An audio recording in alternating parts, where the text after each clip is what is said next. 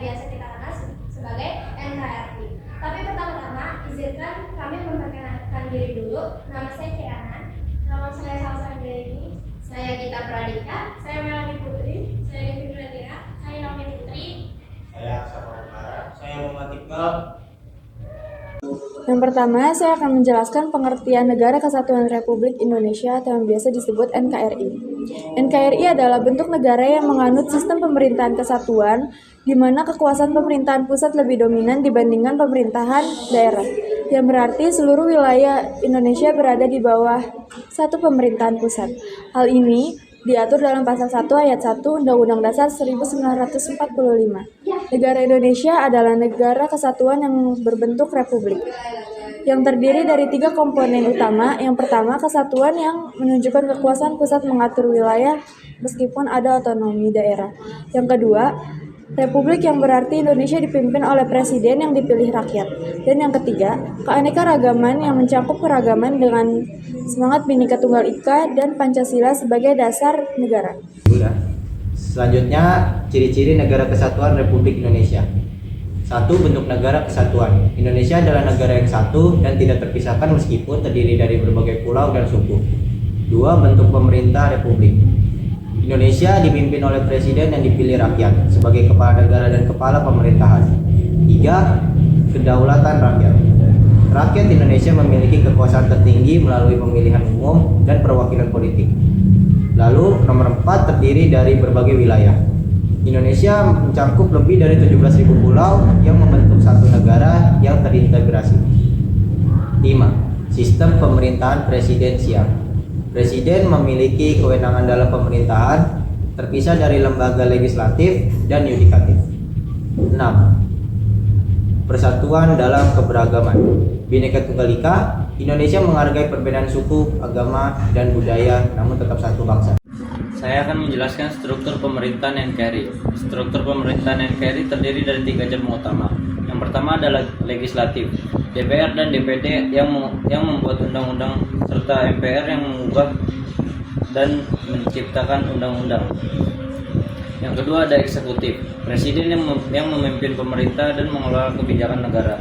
Yang terakhir atau yang ketiga ada yudikatif, Mahkamah Agung dan Mahkamah Konstitusi yang mengadili dan menguji konstitusi. Terdapat juga lembaga lain seperti Komisi Yudisial dan Badan Pemerintahan Keuangan. Dasar Hukum NKRI, Undang-Undang Dasar 1945, Konstitusi Negara. Pancasila sebagai dasar ideologi negara. Deklarasi Kemerdekaan 17 Agustus 1945 sebagai tonggak berdirinya NKRI.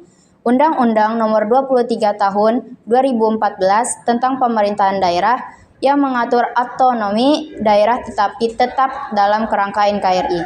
Prinsip-prinsip NKRI ada 4. Pertama, persatuan dan kesatuan, yaitu menjaga integrasi nasional dari berbagai ancaman. Kedua, demokrasi. Kekuasaan berada di tangan rakyat melalui pemilu.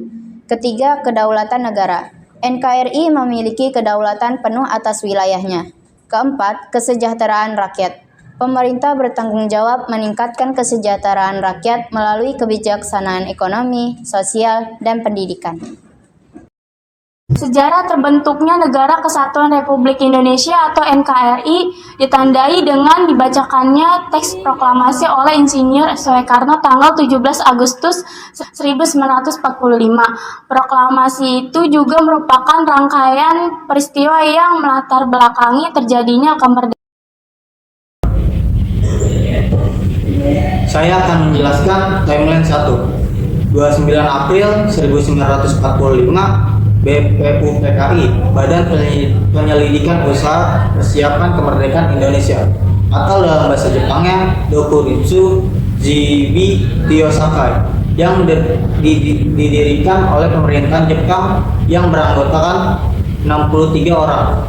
Lalu di 6 Agustus 1945, sebuah bom atom meledak di kota Hiroshima, Jepang.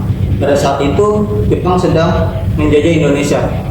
Lalu di 17 Agustus 1945, BPUPKI kemudian berganti pada tanggal menjadi PPKI, Penelitian Persiapan Kemerdekaan Indonesia, atau dalam bahasa Jepangnya disebut Dokuritsu Junbi Ikai. Lalu penjelasan dari timeline 2. Di timeline 2, pada tanggal 9 Agustus 1945, bom atom kembali dijatuhkan di kota Nagasaki, yang membuat Jepang menyerah pada Amerika Serikat. Momen ini kemudian dimanfaatkan oleh Indonesia untuk memproklamasikan kemerdekaannya. Di tanggal 10 Agustus 1945, Sultan Syahrir mendengar lewat radio bahwa Jepang telah menyerah pada tentara sekutu, yang membuat para pejuang Indonesia makin mempersiapkan kemerdekaannya. Saat Soekarno kembali dari darat, Sultan Syahrir langsung mendesak kemerdekaan Indonesia saat itu juga. Di tanggal 15 Agustus 1945, Jepang terdesak hingga akhirnya mereka benar-benar menyerah pada sekutu. Lalu ada timeline 3.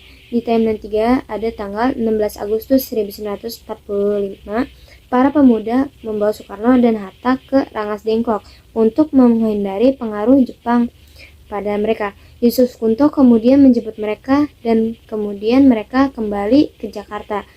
Mereka disarankan membuat konsep proklamasi di rumah Laksamana Maeda.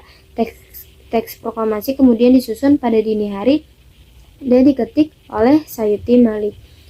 Di tanggal 17 Agustus 1945, di pagi hari, di kediaman Soekarno, Jalan Pengagasan Timur nomor 56, teks proklamasi akhirnya dibacakan tepat pada pukul 10 pagi dan dikibarkan bendera merah putih untuk yang dijahit oleh istri Soekarno sendiri, yaitu Fatmawati. Peristiwa tersebut disambut gembira oleh seluruh rakyat Indonesia. Pada tanggal 18 Agustus 1945, PPKI kemudian mengambil keputusan untuk mengesahkan Undang-Undang Dasar 1945 dan terbentuknya Negara Kesatuan Republik Indonesia, serta terpilihnya IR Soekarno dan Muhammad Hatta sebagai Presiden dan juga Wakil Presiden Republik Indonesia yang pertama. Berikut adalah ancaman dari sistem NKRI. Yang pertama ada radikalisme dan terorisme. Radikalisme dan terorisme itu upaya yang mengancam persatuan bangsa. Dan ada separatisme, yaitu gerakan yang ingin memisahkan diri dari NKRI. Selanjutnya ada hoax dan disinformasi, penyebaran informasi palsu yang dapat memecah belah bangsa. Dan terakhir ada korupsi, yaitu menghambat pembangunan dan kesejahteraan rakyat. Selanjutnya ada solusi. Yang pertama ada menanamkan nilai Pancasila dalam kehidupan sehari-hari. Yang kedua ada memperkuat rasa nasionalisme dan cinta tanah air. Yang ketiga ada menjaga toleransi antar umat beragama dan suku. Dan yang keempat ada menghormati hukum dan peraturan yang berlaku. Deklarasi Juanda. Deklarasi Juanda diumumkan pada tanggal 13 Desember tahun 1957 oleh Perdana Menteri Juanda Kartawijaya, menyatakan bahwa perairan antara pulau-pulau di Indonesia menjadi bagian dari wilayah negara, menjadikan Indonesia sebagai negara kepulauan.